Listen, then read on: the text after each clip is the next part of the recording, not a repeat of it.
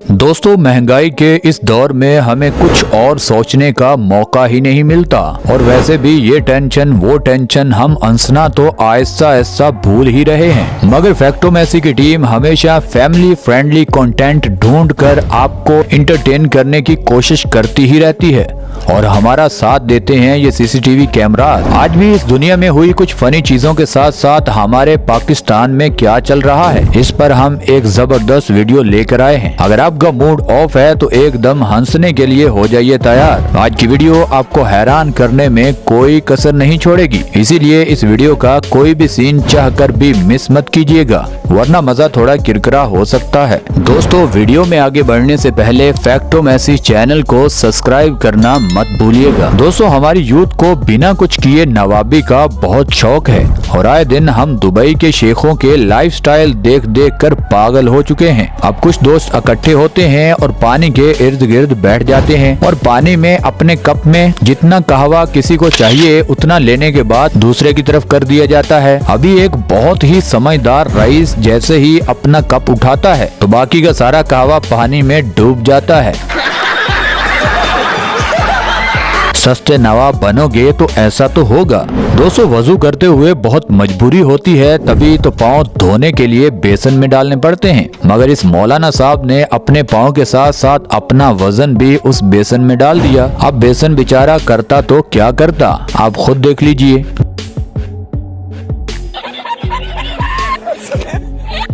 दोस्तों, फुटबॉल का तकरीबन हर स्पोर्ट्समैन ही फैन होता है और खुद को फिट रखने के लिए फुटबॉल से अच्छी और कोई एक्सरसाइज हो नहीं सकती। अब गोलकीपर जिस तरह बॉल को रोकता है, आपकी हंसी रुकने का नाम नहीं लेगी। सारी टीम हैरान हो जाती है कि इस गोलकीपर ने अपना फेस क्यों बदल लिया, मगर ये गोलकीपर अपने टैलेंट से सभी को आगाह करना चाहता है। देखिए कैसे उसने अपने टैलेंट के साथ इस बॉल को रोक लिया। मुझे तो ऐसा लगता है कि तशरीफ से फुटबॉल को रोकने का टैलेंट इस भाई साहब के पास अकेले में है, क्योंकि इस तरह का टैलेंट मैंने पहले कभी नहीं देखा। दोस्तों, सस्ती शोहरत और शॉर्टकट से यूट्यूब पर वीडियोस लेने के चक्कर में अक्सर लड़कियां एंकर बनकर पार्क्स या पब्लिक प्लेसेस पर चली जाती हैं और अपना सवाल करती हैं और ऐसा सवाल ढूंढ कर करती हैं कि उस सवाल के कुछ गलत पहलू बनते हैं और कुछ ठीक बनते हैं। मगर हमारे पठान भाई साहब भी सीधे सवाल को उल्टा बनाने में बहुत माहिर हैं। अब पठान से और फनी बातें सुनने के चक्कर में ये लड़की बोलती है कि मुझे शादी करने का कोई शौक नहीं, अगर शादी कर भी लूंगी तो मुझे घर चलाना नहीं आता। उसके बाद ये एंकर गलत सवाल पूछती है ताकि खान साहब कोई गलत जवाब दें और मेरी वीडियो और मैं वायरल हो जाएं। मगर पठान भाई साहब भी उससे 2 हाथ आगे का सोचते हैं। मुझे बताएं वो कौन सी चीज है जो औरत की लंबी और मर्द की छोटी? ये तो मेरे ख्याल में बाल लगता है, जुबान भी लगता है, औरत ज्यादा बोलती है। पठान भाई के इस जवाब पर लगता है अब इस एंकर की तसल्ली हो चुकी होगी। दोस्तों, जब बच्चों से आप ज्यादा फ्री होगे तो फिर बच्चों से ज्यादा शरारती आप बन नहीं पाओगे। अब एक मोटू सा दिखने वाला लड़का पहले तो कुछ सवाल का ठीक जवाब देता है, मगर ये एंकर कुछ ज्यादा मिसाले वाली बातें सुनना चाहती है। अपना क्या टैलेंट है? अब इस एंकर को तो आप सब जानते हैं कि ये एंकर अक्सर लड़कों से कुछ उल्टे सीधे सवाल करती ही रहती है। अब इन्होंने जो सवाल किया उसका जवाब भी इन जनाब से सुन लीजिए। मेरे पे स्टाइल है, मेरे पे आंख है, आंख मारना। तू मेरा पुत्र मसीह का है, मैं तेरे प्यो को शिकायत लाना। दोस्तों, अब इस अंकल को चारपाई पर बैठकर झूले लेने का बहुत शौक है। अब पास खड़े लड़के अंकल को बोलते हैं कि और तेज झूले को झूलिए, अब आप तो जवान लगते हैं, लगता है बूढ़े हो गए हैं, जो जोर नहीं लग रहा। उन लड़कों को बस ये बोलना था तो ये अंकल तेज तेज झूला लेना शुरू कर देते हैं। अब उन शरारती लड़कों में एक लड़का बोलता है कि अंकल, हम आपको जवान तब मानेंगे जब आप इस चारपाई को एक हाथ छोड़कर झूलोगे। अब एक हाथ छोड़ दो, चलो मान जाऊंगा, एक हाथ छोड़ दो कोई सा भी। तो देखिए, एक हाथ जैसे ही ये अंकल छोड़ते हैं तो क्या नतीजा निकलता है। इन हाजी साहब ने गुस्से में जो इन लड़कों को गालियां निकाली हैं वो हम आपको सुनवा नहीं सकते।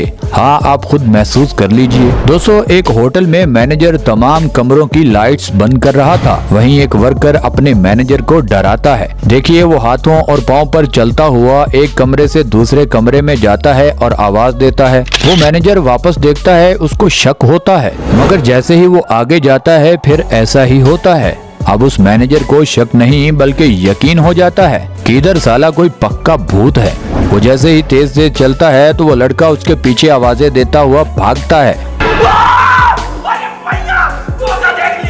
शाबाश बेटा, बहुत बढ़िया। वो मैनेजर तो पक्का डर जाता है। अब ये मैनेजर जिंदगी भर अकेला इन कमरों की लाइट्स बंद करने के लिए नहीं आएगा। दोस्तों, काफी दफा हमारे मुल्क के लोगों ने कैंपेन चलाने की कोशिश की है कि भिखारियों को पैसा नहीं बल्कि खाना और कपड़े वगैरह दिए जाएं। इससे दो काम होंगे, एक तो भिखारी कम होंगे और दूसरा जो मासूम बच्चे अगवा होते हैं उनमें भी आपको वाज़िया कमी देखने को मिलेगी। मगर कौम में अगर इत्तेफाक होता तो आज हमारे ये हाल ना होते। खैर, ये बात तो लंबी हो जाएगी। अभी हम इस भिखारी को दिखाते हैं। एक एंकर उससे सवाल करता है कि तुम 24-25 साल के हट्टे कट्टे नौजवान हो, तुम काम वगैरह करो, भीख क्यों मांग रहे हो? तो वो भिखारी बोलता है, मेरा लेफ्ट बाजू खराब है इसीलिए काम नहीं हो पाता। तो आप कमा के भी तो खा सकते हैं जी। मेरा एक साइड लकवा मार दिया है सर जी। आप भी कुछ मदद कर दो, आपकी मेहरबानी होगी। अब ये एंकर थोड़ी बहादुरी का मुजाहरा करता है। जैसे ही ये एंकर जोरदार थप्पड़ उसको जड़ता है, उस भिखारी का हाथ भी काम करना शुरू कर देता है।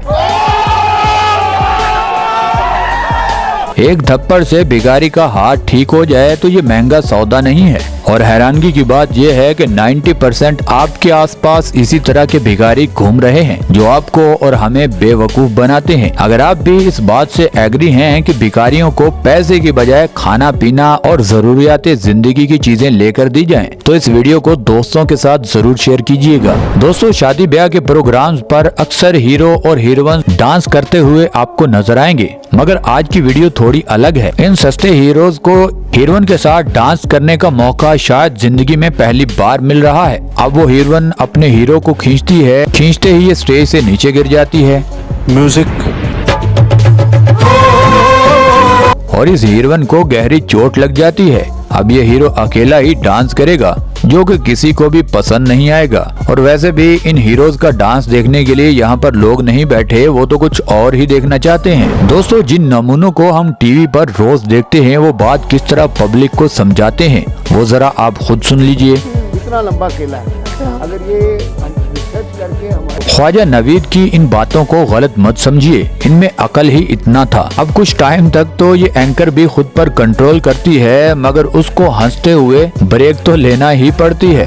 और उसके साथ साथ दोस्तों, हुकूमत चलाने के लिए जो वजीर हमारे सर पर मुसल्लत कर दिए जाते हैं उनका नॉलेज भी जरा चेक कर लीजिए। फवाद चौधरी साहब सब्जियों के बारे में कौम को आगाह कर रहे थे और गार्लिक छोटे बच्चे को जाते ही स्कूल में पढ़ाया जाता है कि लहसुन को बोलते हैं, मगर हमारे वजीर साहब बोलते हैं कि गार्लिक अदरक को बोलते हैं। गार्लिक है, गार्लिक को कहते हैं लहसुन नहीं अदरक। और वो जिद्दी बच्चे की तरह ना मानू वाला सवाल कर लेते हैं कि मैं नहीं मानूंगा। अगर मैं बोलता हूँ कि गार्लिक अदरक को बोलते हैं तो पूरी कौम को मानना पड़ेगा। जैसे हमारी तमाम बातें कौम मान रही है, उसी तरह एक बात का और इजाफा कर दिया गया है और आपको ये भी मानना ही पड़ेगी। पता नहीं इन वजीरों के होते हुए हमारी इस कौम का क्या बनेगा। दोस्तों, न्यूज रिपोर्टर अपनी खबर के चक्कर में अक्सर अपना काफी नुकसान भी करवा बैठती हैं। अब समंदर के करीब लहरों का बताते हुए एंकर को पता भी था कि यहाँ पर कुछ भी हो सकता है, मगर उसने अपनी बात नहीं छोड़ी। अब जो हुआ सब आपके सामने है। दोस्तों, आज के लिए बस इतना ही। अगर आप चाहते हैं कि इस तरह की वीडियोस हम लाते रहें तो नीचे कमेंट सेक्शन में हमें जरूर बताया करें, ताकि हमारा भी हौसला बढ़े और हम हर रोज आपके लिए मेहनत करके नई नई वीडियोस लाते रहें। आज के लिए बस इतना ही। नीचे कमेंट सेक्शन में अपनी राय का इजहार जरूर दीजिएगा और जाते जाते ये भी बताइएगा कि आज के तमाम पार्ट्स में से कौन सा पार्ट आपको सबसे अच्छा लगा। हमें आपके फीडबैक का इंतजार रहेगा। और दोस्तों, ये वीडियो आपको यहाँ तक अच्छी लगी है तो इस वीडियो को लाइक कर दें, चैनल को सब्सक्राइब कर दें। मिलते हैं अगली वीडियो में, तब तक के लिए अल्लाह हाफिज।